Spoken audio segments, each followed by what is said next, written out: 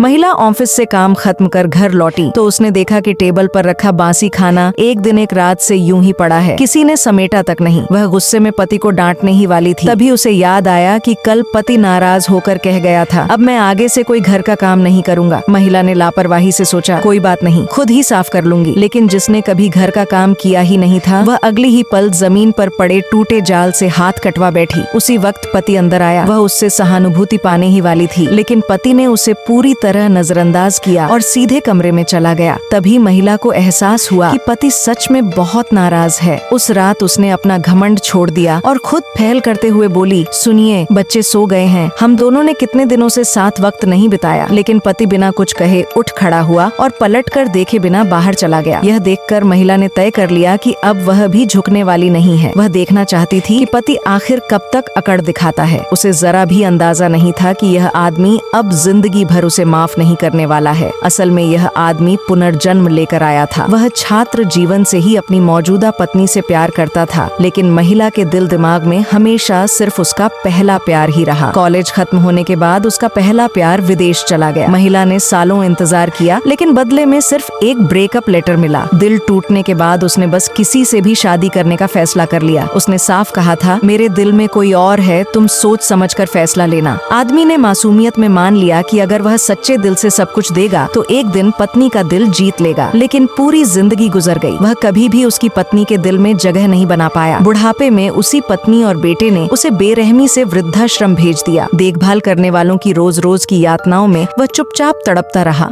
और वहीं मर गया। अब जब उसे दोबारा जिंदगी मिली तो उसने इस रिश्ते को यहीं खत्म करने का फैसला कर लिया। उसने तुरंत 2 तलाक के कागजात लिए और पत्नी के पहले प्यार के पास पहुंचा। वह खुद पीछे हटना चाहता था, ये घर उसे सौंप देना चाहता था। उसने कहा, ये तलाक के कागजात ले जाओ, लिन शूहे से साइन करवा लेना। आज के बाद वह और दोनों बच्चे तुम्हारे हैं। उसे नहीं पता था कि उस आदमी ने क्या तरीका अपनाया, लेकिन उसी रात जब वह घर लौटा तो उसने देखा कि मेज पर तलाक के कागजात रखे थे और उन पर पत्नी के हस्ताक्षर हो चुके थे।